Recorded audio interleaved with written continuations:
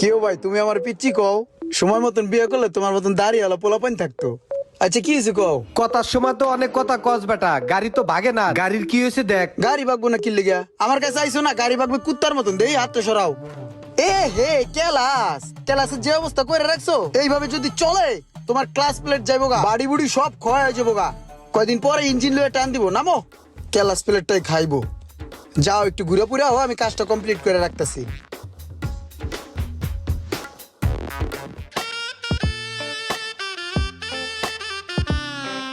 এই যে আপনার পুরান কেবিটা, এটা বাদ হালাই দিতে হইব।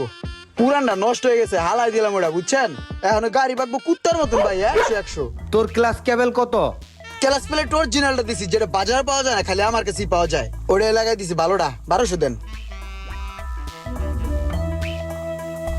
এখানে 1200 আছে।